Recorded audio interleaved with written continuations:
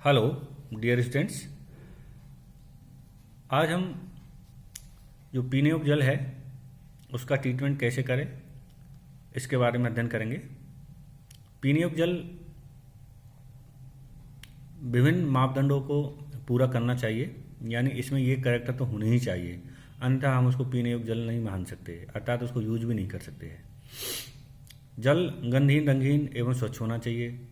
उसमें कोई स्वाद नहीं होना चाहिए, अर्थात उसका स्वाद भी अच्छा होना चाहिए। ज़्यादा टेम्परेचर नहीं होना चाहिए इसका। इसमें गंदलापन, जिसे हम टर्बिडिटी बोलते हैं, वो 10 ppm से ज़्यादा नहीं होना चाहिए। विभिन्न प्रकार की घुलनशील हानिकारक गैसें भी इसमें नहीं होनी चाहिए।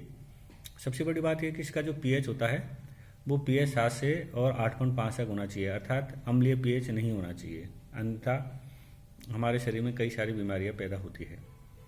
जल के अंदर विभिन्न प्रकार के जो घुलनशील भारी धातु होते हैं जो कि हमारे लिए, स्वास्थ्य के लिए हानिकारक होते हैं, जैसे आर्सेनिक है, मरकरी है, लेड है, ये नहीं होने चाहिए। कुल कठोरता WHO या वर्ल्ड हेल्थ ऑर्गेनाइजेशन के जो मापदंड है उसके अनुसार 500 ppm से अधिक नहीं होनी चाहिए। फ्लोराइड का जो लेवल है उसमें घुली हुई फ्लोराइड जो है 1.5 ppm से ज़्यादा नहीं होना चाहिए, अन्यथा हमारे शरीर में फ्लोरोसिस बीमारी हो जाती है, जिसमें हड्डियाँ खोखली हो जाती है और फ्रैक्चर्स होने लगते हैं बॉडी में। इसमें विभिन्न प्रकार की जो जैविक अशुद्धियाँ हैं, बैक्टीरिया और वायरस, वो भी नहीं होने चाहिए। अब बात की आती है कि घरों में जो आपूर्ति किए जाने वाला जो जल होता है उसका हम शुद्धिकरण कैसे करें। जल के शुद्धिकरण के लिए हम विभिन्न प्रकार के जो स्रोत होते हैं, चाहे वो नदी से हम प्राप्त करें, चाहे बांध से प्राप्त करें, चाहे नहरों से प्राप्त करें, उस जल को हम सीधे ही घरों में सप्लाई नहीं कर सकते, क्योंकि इनमें विभिन्न प्रकार की अशुद्धियाँ होती है और इन अशुद्धियों को दूर करने के लिए हम इसके विभिन्न स्तरों से जल का शुद्धिकरण करते हैं। और इन विभिन्न चरणों में ये जो चरण है, पहले चरण की हम बात करते हैं जैसे निथारना। सबसे पहले हम इस प्रक्रिया में जल को, जो उपस्थित जल में प्रेजेंट जो अशुद्धियाँ हैं, जैसे कंकड़ है, बालू है या घास फूस है, पेड़ पौधे की पत्तियाँ है, इनको हम हटा देते हैं। तो इसलिए हम क्या करते हैं, बड़े बड़े टैंकों में पानी को कुछ देर के लिए सेटल डाउन करके रख देते हैं, जिससे जो अशुद्धियाँ होती है वो ग्रेविटी के थ्रू नीचे बैठ जाती है और हमारा जो पानी है, शुद्ध पानी ऊपर रह जाता है, और जो घास फूस और पेड़ पौधे की पत्तियाँ हैं उनको हम वैसे हटा देते हैं।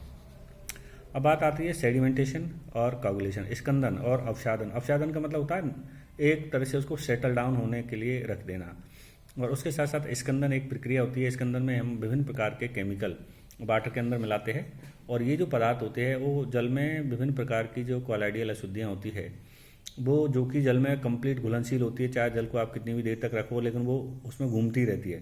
इन अशुद्धियों को रिमूव करने के लिए हम क्या करते हैं, जल में स्कंदक पदार्थ या कोगुलेंट मटेरियल मिलाते हैं। ये कोगुलेंट मटेरियल क्या करते हैं, जल में प्रेजेंट जो अशुद्धियाँ होती है उन अशुद्धियों को बड़े अवक्षेप के रूप में बदल लेते हैं, और ये जो बड़ा अवक्षेप होता है ये भारी होने के कारण ग्रेविटी के थ्रू नीचे उस कंटेनर के बॉटम में बैठ जाता है और उसको हम सेपरेट कर लेते हैं।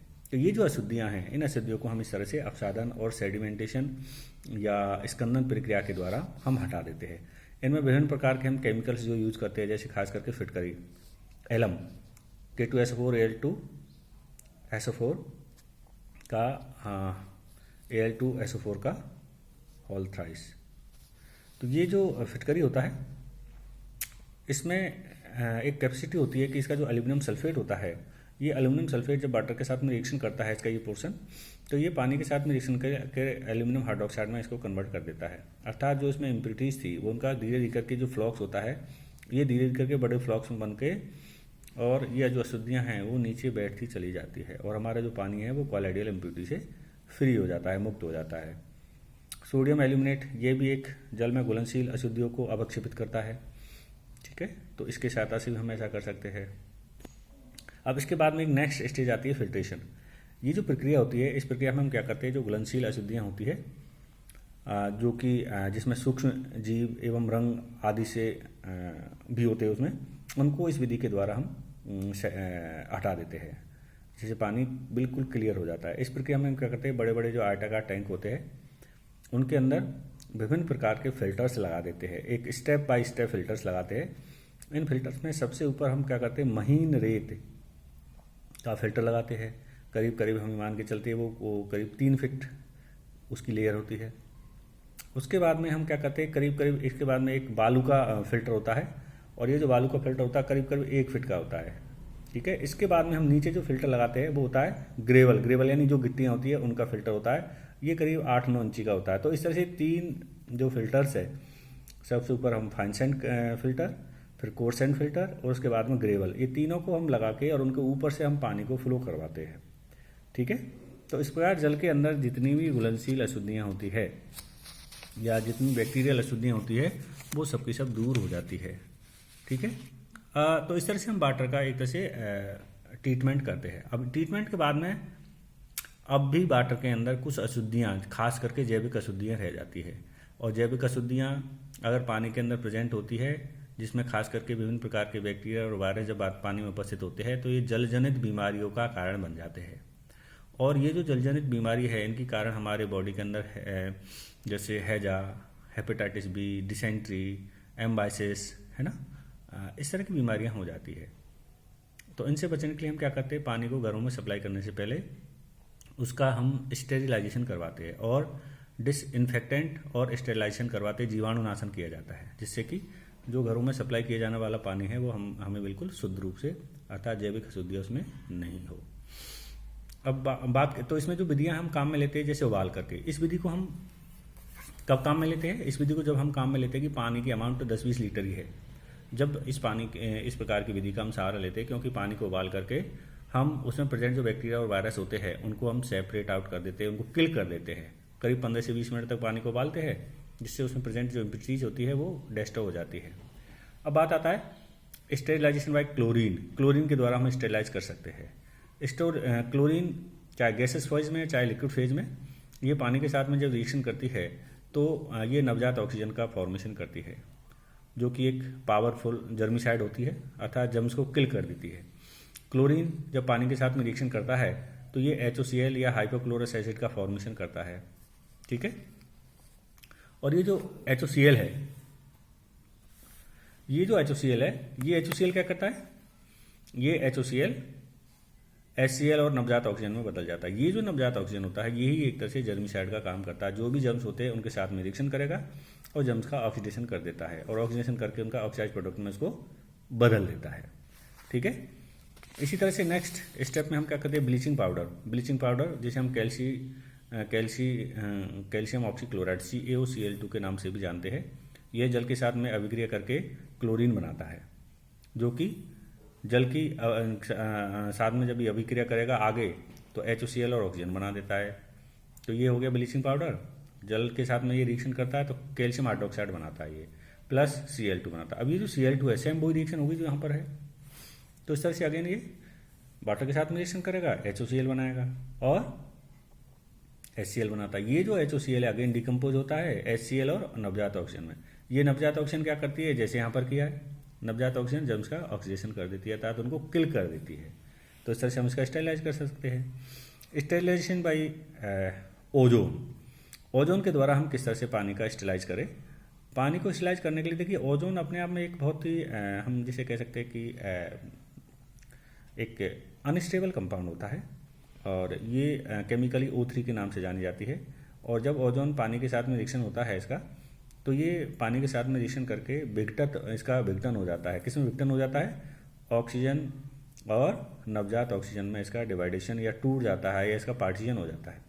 तो जो इस तरह से पार्टीशन होता है, आफ्टर पार्टीशन ये नवजात ऑक्सीजन जनरेट करेगी। अब ये जो नवजात ऑक्सीजन होता है, ये नवजात ऑक्सीजन अगेन जो यहाँ पर ये पहली स्टेप में हमने देखा था, ये जो नवजात ऑक्सीजन है, ये नवजात ऑक्सीजन अगेन जो जर्म्स होते हैं उन जर्म्स को ऑक्सीडाइज प्रोडक्ट बनते, अर्थात अब इस अवस्था में तो ये जर्म्स क्या है, जीवित है, लेकिन इस अवस्था में इनका जो ऑक्सीडाइज प्रोडक्ट बना हुआ है जर्म्स का, अर्थात ये अब मर गए। इनमें जो बैक्टीरिया और वायरस थे उनका ऑक्सीकरण हो गया, और ऑक्सीकरण के बाद में क्या मतलब होता है, इनका जो पहले जिस अवस्था में थे अब वो उस अवस्था में नहीं बचे, अर्थात वो मर गए। तो ये हमारे लिए हानिकारक नहीं होते हैं। अगर पानी में वो पड़े भी रहते तो कोई दिक्कत नहीं है। इसके बाद में एक नेक्स्ट प्रोसीजर है जिसकी सहायता से हम वाटर का स्टेरिलाइजेशन कर सकते हैं, वो है पोटेशियम परमैंगनेट। पोटेशियम परमैंगनेट की सहायता से हम वाटर को स्टेरिलाइज कर सकते हैं। पोटेशियम परमैंगनेट की हम क्या करते हैं, कैलकुलेटेड अमाउंट लेते हैं, और उस कैलकुलेटेड अमाउंट को हम क्या करते हैं, जल में मिला देते हैं, और जल में मिलाने से कारण ये भी क्या करता है, ऑक्सीजन का प्रोडक्शन करता है, नवजात ऑक्सीजन प्रोड्यूस होती है जो कि जम्स का क्या कर देती है, किल कर देती है, मार देती है। अर्थात जो जम्स अगर पानी के अंदर पड़े भी रहते तो वो हमारे लिए हानिकारक नहीं होते हैं। तो इस तरह से जो ड्रिंकिंग वाटर होता है, जिसे हम वाटर ट्रीटमेंट कह सकते हैं या पोर्टेबल वाटर कह सकते हैं, उस पानी को घरों में सप्लाई करने से पहले हमको इन सभी स्टेजेस से पानी को गुजारते हैं। समरी में अगर हम देखें तो सबसे पहले हम क्या करेंगे, पानी को निथारते हैं, यानी स्क्रीनिंग किया जाता है उसका। निथार लिया, निथारने के बाद में हम क्या करते हैं, उसके अंदर कुछ कोलाइडल इम्प्यूरिटीज होती है, उनको रिमूव करने के लिए उसमें कोगुलेंट्स और उसका सेडिमेंटेशन करवाते हैं। ये हो गया। इसके बाद में हम क्या करते हैं, उसमें फिल्टर्स से गुजारते हैं, fine sand, coarse sand and gravel जो फिल्टर्स होते हैं उनसे गुजारते हैं। इसके बाद में फिल्टर जो वाटर है, इस फिल्टर्ड वाटर को हम क्या करते हैं, उसका स्टेरिलाइजेशन करते हैं। और स्टेरिलाइजेशन करने के बाद में जो पानी होता है उसको हम एक तरह से क्लोरीनेशन के द्वारा, ज़्यादातर हम जो पीएचईडी की जो सप्लाई होती है उसमें क्लोरीनेशन के द्वारा हम वाटर को स्टेरिलाइज कर सकते हैं। तो इस विधि से जो पानी स्टेरिलाइज किया जाता है क्लोरीन के द्वारा, ये हम मान के चलते हैं कि करीब करीब इसके अंदर 1.5 ppm तक क्लोरीन होती है घुली हुई अवस्था में। और ये जो क्लोरीन होती है 10 से 12 दिन तक अगर पानी के अंदर को हम टैंक के अंदर भर के भी रखते हैं या तो भी इसमें बैक्टीरिया वायरस पनपते नहीं है।